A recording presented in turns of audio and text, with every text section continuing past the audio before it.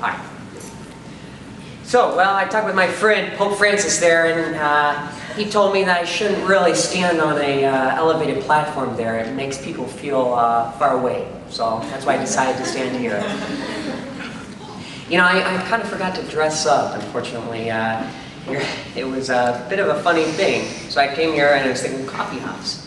And I saw in big black letters on my little invitation there, a red carpet affair. I guess is what that means. Yeah, dress you up, hats, everything like that. Anyway, where should I start off right here? I can't make any claims to coherence here. I have some anecdotes. I have some other stories there that might be worthwhile. So you can pick and choose and tell me what's better and worse. Anyway, there's a story there of a plane that was getting ready to fly out there from San Diego. The passengers on the plane were waiting, and they saw the pilots come on there. There were two pilots there. One of them both of them were blind actually. But one of them had a seeing eye dog, and the other one had a little cane to go back and forth there. They started getting nervous. So, as they got nervous, the cockpit doors closed, the engines started up, and they proceeded with their departure. Soon, the plane moved faster and faster towards the runway. The passengers by the window realized that, hey, we're about to go into the ocean there. Panic ensued. Screams filled the air. And at that very moment, the plane lifted smoothly off the air, into the air. So, the passengers breathed a sigh of relief there. And the pilots themselves remarked, you know, one day when they don't scream, we're all going to be dead.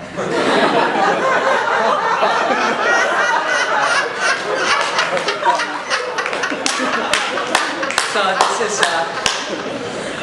that one's funny.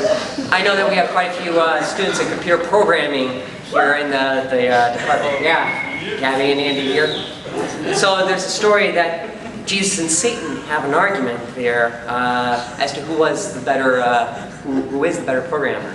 So this goes on for a few hours until they come to an agreement to hold a contest there. God as the judge between the two. They set themselves at their computer, begin. They write furiously their lines of code there. And then, guess what? Power goes out. Moments later, power is restored, and God announces that the contest is over. He asked Satan to show what he had. Satan, visibly upset, said, Allah, I have nothing. I lost all when power went out. He says, but how? I lost everything, and yet Jesus' program is intact. Well, God said, everyone knows, Jesus saves. You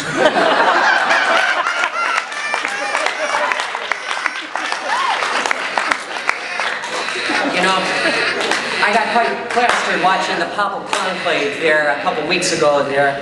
It probably wasn't a good idea to take a shot of tequila every time they said papabile. I might one pop joke here.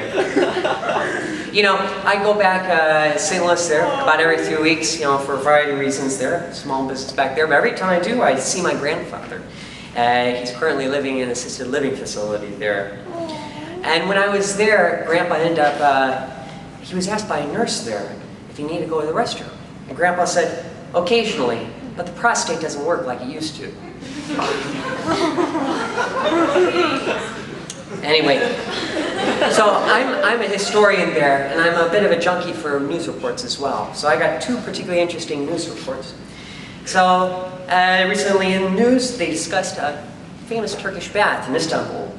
So there are two levels in the Turkish bath. The downstairs, which was mostly used by the tourists there, they were attracted by the cut rate price there.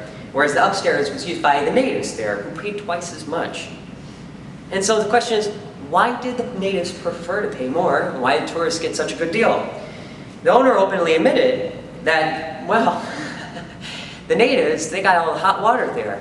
And then once the natives were done, they sent the hot water down to the basement there for the tourists to use. That's why they got such a good price. Problem with delivery there. And from the Irish news there comes the story of a happily married man and wife. So the woman was walking down the street one day, and she saw a guy. And he said, hello, gorgeous. And so, Okay. that's 5 minutes. Uh-oh. Finish the story. All right, thank you. And so the wife tells her husband there, and the husband says, oh wait, what was the breed of the guide dog? Breed dog. The guy was blind. All right. The husband suggesting that the guy was blind there.